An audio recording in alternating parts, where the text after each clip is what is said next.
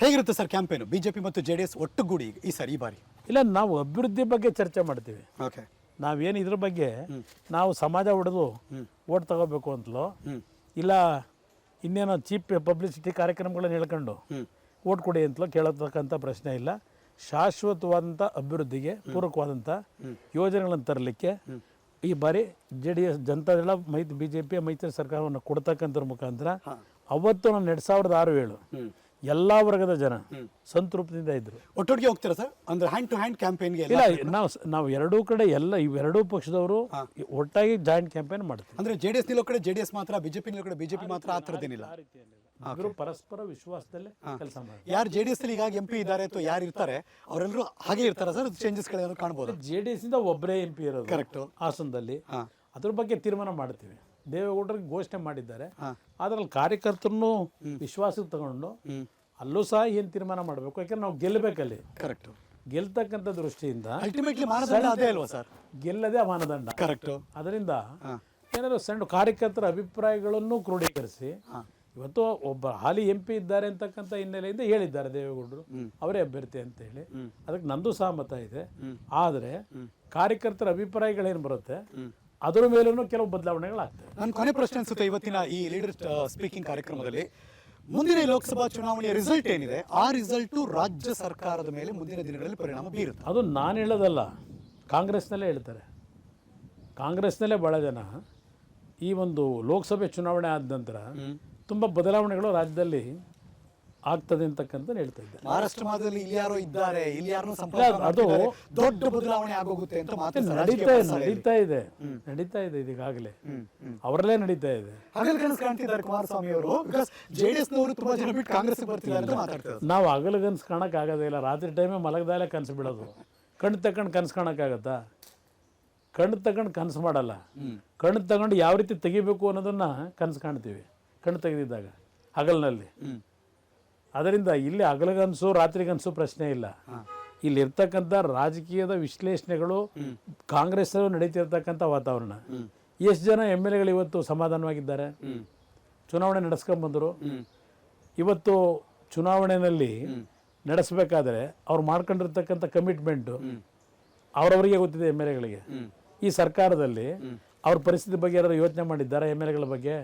ಇಲ್ಲ, ಅವ್ರ ಕ್ಷೇತ್ರಕ್ಕೆ ಹೋಗಿ ಜನಗಳ ಮುಂದೆ ಏನು ಕೆಲಸನೇ ಮಾಡಿದೆ, ಇವೆಂಥವು ಗ್ಯಾರಂಟಿ ಇದು ಇಟ್ಕೊಂಡು ಹೋದ್ರೆ ಎಷ್ಟು ಜನ ಅವ್ರನ್ನ ಊರೊಳಗೆ ಬಿಡ್ತಾರೆ. ನೀನು ಯಾವ ಗ್ಯಾರಂಟಿ ತಂದಿದ್ರೆ ಗೊತ್ತಿದೆ ನಡೆಯೋದಿದೆ ಆಚೆಗೆ ಅಂತ ಹೇಳ್ತಾರೆ. ಅದು ಅನ್ನಿಸ್ಕೊಳ್ಳೋದಕ್ಕೆ ಇವರು MLAಗಳಾಗಿರ್ತಾರೆ ಅಲ್ಲಿ. ಅವರು ಸರ್ಕಾರ ಹೆಂಗೆ ನಡೀತಾ ಇದೆ ಈಗ, ಯಾವ ರೀತಿ ಆ ಸರ್ಕಾರದಲ್ಲಿ ಇರ್ತಕ್ಕಂಥ ಕೆಲವು ವ್ಯಕ್ತಿಗಳು ಲೂಟಿ ಹೊಡ್ಕೊಂಡು ಹೊಟ್ಟಿದ್ದಾರಲ್ಲ, ನೋಡ್ತಾ ಕೂತಿದ್ದಾರೆ ಪಾಪ. ಸೊ ಎಲೆಕ್ಷನ್ ಮುಗಿದ ಮೇಲೆ ದೊಡ್ಡ ಚೇಂಜಸ್ ಆಗುತ್ತೆ ಕರ್ನಾಟಕದಲ್ಲಿ? ಆಗುತ್ತೆ, ನನ್ನ ಅಭಿಪ್ರಾಯದಲ್ಲಿ ಆಗುತ್ತೆ. ಭಾಳ ಬದಲಾವಣೆ ಆಗುತ್ತೆ. ಸರ್ಕಾರ ತಲೆಗೆಳಗುವ ಬದಲಾವಣೆನಾ? ಅದು ನೋಡೋಣ ಏನೇನಾಗುತ್ತೆ. ಈಗ ಯಾರೂ ಊಹೆ ಮಾಡ್ಲಿಕ್ಕಾಗಲ್ಲ ಬ್ರದರ್. ಈಗ ಮಹಾರಾಷ್ಟ್ರದ್ದೇ ನೀವು ಹೇಳಿದ್ರಿ, ಕರೆಕ್ಟ್.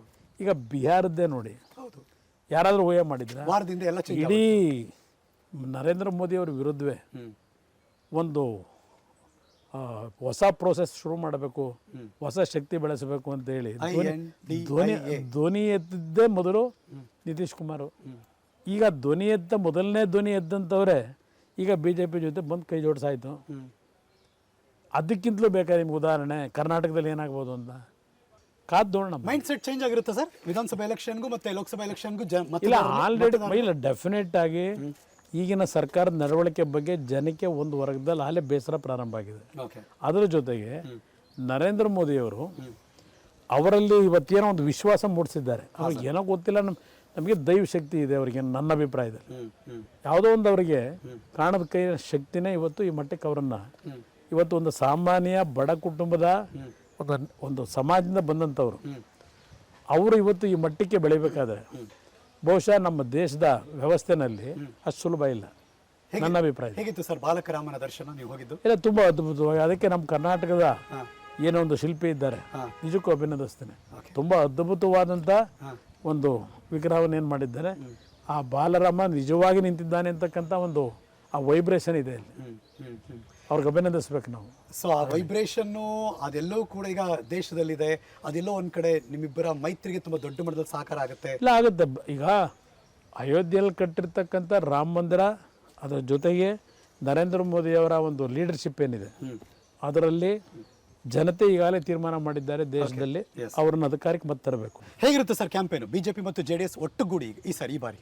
ಇಲ್ಲ, ನಾವು ಅಭಿವೃದ್ಧಿ ಬಗ್ಗೆ ಚರ್ಚೆ ಮಾಡ್ತೀವಿ. ಓಕೆ, ನಾವೇನು ಇದ್ರ ಬಗ್ಗೆ ನಾವು ಸಮಾಜ ಹೊಡೆದು ಓಟ್ ತಗೋಬೇಕು ಅಂತಲೋ ಇಲ್ಲ ಇನ್ನೇನೋ ಚೀಪ್ ಪಬ್ಲಿಸಿಟಿ ಕಾರ್ಯಕ್ರಮಗಳನ್ನು ಹೇಳ್ಕೊಂಡು ಓಟ್ ಕೊಡಿ ಅಂತಲೋ ಕೇಳತಕ್ಕಂಥ ಪ್ರಶ್ನೆ ಇಲ್ಲ. ಶಾಶ್ವತವಾದಂಥ ಅಭಿವೃದ್ಧಿಗೆ ಪೂರಕವಾದಂಥ ಯೋಜನೆಗಳನ್ನು ತರಲಿಕ್ಕೆ ಈ ಬಾರಿ JDS ಜನತಾದಳ BJP ಮೈತ್ರಿ ಸರ್ಕಾರವನ್ನು ಕೊಡ್ತಕ್ಕಂಥದ್ರ ಮುಖಾಂತರ ಅವತ್ತು ನಾನು 2006-07 ಎಲ್ಲ ವರ್ಗದ ಜನ ಸಂತೃಪ್ತಿಯಿಂದ ಇದ್ರು. ಒಟ್ಟೊಟ್ಟಿಗೆ ಹೋಗ್ತೀರಾ ಸರ್? ಅಂದ್ರೆ ಹ್ಯಾಂಡ್ ಟು ಹ್ಯಾಂಡ್ ಕ್ಯಾಂಪೇನ್ಗೆ? ಇಲ್ಲ, ನಾವು ಎರಡೂ ಕಡೆ ಎಲ್ಲ ಇವೆರಡೂ ಪಕ್ಷದವರು ಒಟ್ಟಾಗಿ ಜಾಯಿಂಟ್ ಕ್ಯಾಂಪೇನ್ ಮಾಡ್ತೀವಿ. ಅಂದ್ರೆ JDS ನಿಲ್ಲೋ ಕಡೆ JDS ಮಾತ್ರ, ಬಿಜೆಪಿ ನಿಲ್ಲೋ ಕಡೆ ಬಿಜೆಪಿ ಮಾತ್ರ, ಆ ಥರದ್ದೇನಿಲ್ಲ? ಇವರು ಪರಸ್ಪರ ವಿಶ್ವಾಸದಲ್ಲೇ ಕೆಲಸ ಮಾಡಿ. ಯಾರು JDS ಅಲ್ಲಿ ಈಗ MP ಇದ್ದಾರೆ ಅಥವಾ ಯಾರು ಇರ್ತಾರೆ ಅವರೆಲ್ಲರೂ ಹಾಗೆ ಇರ್ತಾರ ಸರ್? ಚೇಂಜಸ್ ಗಳೇನಾದ್ರು ಕಾಣಬಹುದು? JDS ಇಂದ ಒಬ್ಬರೇ MP ಇರೋದು ಕರೆಕ್ಟ್ ಹಾಸನದಲ್ಲಿ. ಅದ್ರ ಬಗ್ಗೆ ತೀರ್ಮಾನ ಮಾಡ್ತೀವಿ. ದೇವೇಗೌಡರಿಗೆ ಘೋಷಣೆ ಮಾಡಿದ್ದಾರೆ, ಅದ್ರಲ್ಲಿ ಕಾರ್ಯಕರ್ತರನ್ನು ವಿಶ್ವಾಸಕ್ಕೆ ತಗೊಂಡು ಅಲ್ಲೂ ಸಹ ಏನು ತೀರ್ಮಾನ ಮಾಡಬೇಕು, ಯಾಕಂದ್ರೆ ನಾವು ಗೆಲ್ಲಬೇಕಲ್ಲಿ. ಕರೆಕ್ಟ್, ಗೆಲ್ತಕ್ಕಂಥ ದೃಷ್ಟಿಯಿಂದ ಅಲ್ಟಿಮೇಟ್ಲಿ ಮಾನದಂಡ ಅದೇ ಅಲ್ವಾ ಸರ್? ಗೆಲ್ಲದೇ ಮಾನದಂಡ. ಕರೆಕ್ಟ್. ಅದರಿಂದ ಏನಾದ್ರು ಸಣ್ಣ ಕಾರ್ಯಕರ್ತರ ಅಭಿಪ್ರಾಯಗಳನ್ನು ಕ್ರೋಢೀಕರಿಸಿ ಇವತ್ತು ಒಬ್ಬ ಹಾಲಿ MP ಇದ್ದಾರೆ ಅಂತಕ್ಕಂಥ ಹಿನ್ನೆಲೆಯಿಂದ ಹೇಳಿದ್ದಾರೆ ದೇವೇಗೌಡರು ಅವರೇ ಅಭ್ಯರ್ಥಿ ಅಂತ ಹೇಳಿ. ಅದಕ್ಕೆ ನಂದು ಸಹಮತ ಇದೆ. ಆದರೆ ಕಾರ್ಯಕರ್ತರ ಅಭಿಪ್ರಾಯಗಳೇನು ಬರುತ್ತೆ ಅದರ ಮೇಲೂ ಕೆಲವು ಬದಲಾವಣೆಗಳಾಗ್ತವೆ. ನನ್ನ ಕೊನೆ ಪ್ರಶ್ನೆ ಅನ್ಸುತ್ತೆ ಇವತ್ತಿನ ಈ ಲೀಡರ್ ಸ್ಪೀಕಿಂಗ್ ಕಾರ್ಯಕ್ರಮದಲ್ಲಿ, ಮುಂದಿನ ಲೋಕಸಭಾ ಚುನಾವಣೆಯ ರಿಸಲ್ಟ್ ಏನಿದೆ ಆ ರಿಸಲ್ಟು ರಾಜ್ಯ ಸರ್ಕಾರದ ಮೇಲೆ ಮುಂದಿನ ದಿನಗಳಲ್ಲಿ ಪರಿಣಾಮ ಬೀರುತ್ತೆ. ಅದು ನಾನು ಹೇಳೋದಲ್ಲ, ಕಾಂಗ್ರೆಸ್ನಲ್ಲೇ ಹೇಳ್ತಾರೆ. ಕಾಂಗ್ರೆಸ್ನಲ್ಲೇ ಭಾಳ ಜನ ಈ ಒಂದು ಲೋಕಸಭೆ ಚುನಾವಣೆ ಆದ ನಂತರ ತುಂಬ ಬದಲಾವಣೆಗಳು ರಾಜ್ಯದಲ್ಲಿ ಆಗ್ತದೆ ಅಂತಕ್ಕಂತ ಹೇಳ್ತಾ ಇದ್ದಾರೆ. ಮಹಾರಾಷ್ಟ್ರ ಮಾದರಿಯಲ್ಲಿ ಇಲ್ಲಿ ಯಾರೋ ಇದ್ದಾರೆ, ಇಲ್ಲಿ ಯಾರನ್ನೂ ಸಂಪರ್ಕ ಅದು ದೊಡ್ಡ ಬದಲಾವಣೆ ಆಗೋಗುತ್ತೆ ಅಂತ ನಡೀತಾ ಇದೆ ಇದೀಗಾಗಲೇ ಅವರಲ್ಲೇ ನಡೀತಾ ಇದೆ. ಹಗಲು ಕನಸು ಕಾಣ್ತಿದ್ದಾರೆ ಕುಮಾರಸ್ವಾಮಿ ಅವರು. JDS ನವರು ತುಂಬಾ ಜನ ಬಿಟ್ಟು ಕಾಂಗ್ರೆಸ್ ಬರ್ತಿದ್ದಾರೆ ಅಂತ ಮಾತಾಡ್ತಾರೆ. ನಾವು ಹಗಲು ಕನಸು ಕಾಣಕ್ ಆಗೋದೇ ಇಲ್ಲ. ರಾತ್ರಿ ಟೈಮೇ ಮಲಗದಾಲೆ ಕನಸು ಬಿಡೋದು. ಕಣ್ಣು ತಕೊಂಡು ಕನಸು ಕಾಣಕ್ಕಾಗತ್ತಾ? ಕಣ್ಣು ತಗೊಂಡು ಕನಸು ಮಾಡಲ್ಲ. ಕಣ್ಣು ತಗೊಂಡು ಯಾವ ರೀತಿ ತೆಗಿಬೇಕು ಅನ್ನೋದನ್ನ ಕನಸು ಕಾಣ್ತೀವಿ ಕಣ್ಣು ತೆಗೆದಿದ್ದಾಗ ಹಗಲಿನಲ್ಲಿ. ಅದರಿಂದ ಇಲ್ಲಿ ಹಗಲಗನಸು ರಾತ್ರಿಗನಸು ಪ್ರಶ್ನೆ ಇಲ್ಲ. ಇಲ್ಲಿ ಇರ್ತಕ್ಕಂಥ ರಾಜಕೀಯದ ವಿಶ್ಲೇಷಣೆಗಳು, ಕಾಂಗ್ರೆಸ್ ನಡೀತಿರ್ತಕ್ಕಂಥ ವಾತಾವರಣ. ಎಷ್ಟು ಜನ MLAಗಳು ಇವತ್ತು ಸಮಾಧಾನವಾಗಿದ್ದಾರೆ, ಚುನಾವಣೆ ನಡೆಸ್ಕೊಂಡು ಬಂದರು.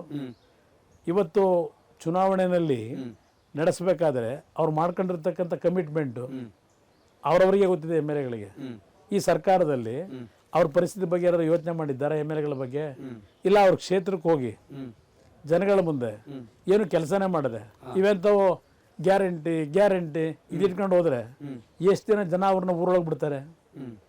ನೀನು ಯಾವ ಗ್ಯಾರಂಟಿ ತಂದು ಗೊತ್ತಿದೆ ನಡೆಯೋದಿದೆ ಆಚೆಗೆ ಅಂತ ಹೇಳ್ತಾರೆ. ಅದು ಅನ್ನಿಸ್ಕೊಳ್ಳೋದಕ್ಕೆ ಇವರು MLAಗಳಾಗಿರ್ತಾರೆ ಅಲ್ಲಿ.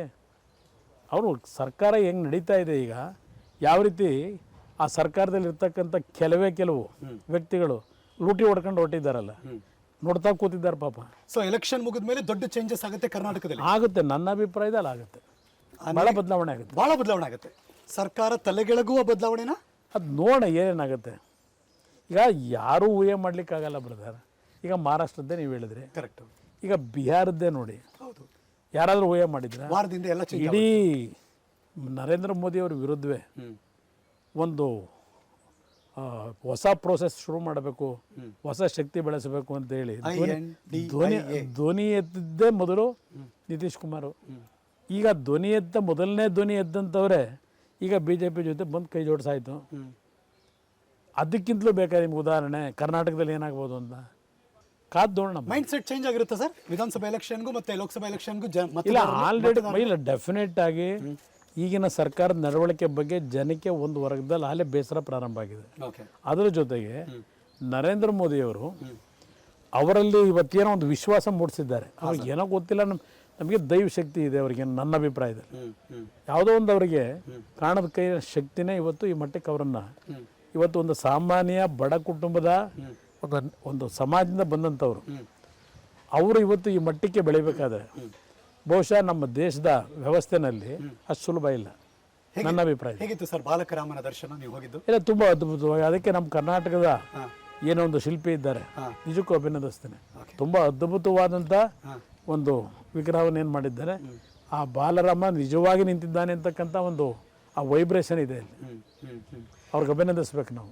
ಸೊ ಆ ವೈಬ್ರೇಷನ್ನು ಅದೆಲ್ಲೋ ಕೂಡ ಈಗ ದೇಶದಲ್ಲಿದೆ, ಅದೆಲ್ಲೋ ಒಂದ್ ಕಡೆ ನಿಮ್ಮಿಬ್ಬರ ಮೈತ್ರಿಗೆ ತುಂಬಾ ದೊಡ್ಡ ಮಟ್ಟದಲ್ಲಿ ಸಹಕಾರ ಆಗುತ್ತೆ. ಇಲ್ಲ ಆಗುತ್ತೆ. ಈಗ ಅಯೋಧ್ಯೆಯಲ್ಲಿ ಕಟ್ಟಿರ್ತಕ್ಕಂಥ ರಾಮ ಮಂದಿರ, ಅದರ ಜೊತೆಗೆ ನರೇಂದ್ರ ಮೋದಿಯವರ ಒಂದು ಲೀಡರ್ಶಿಪ್ ಏನಿದೆ ಅದರಲ್ಲಿ ಜನತೆ ಈಗಾಗಲೇ ತೀರ್ಮಾನ ಮಾಡಿದ್ದಾರೆ ದೇಶದಲ್ಲಿ ಅವ್ರನ್ನ ಅಧಿಕಾರಕ್ಕೆ ಮತ್ತೆ ತರಬೇಕು.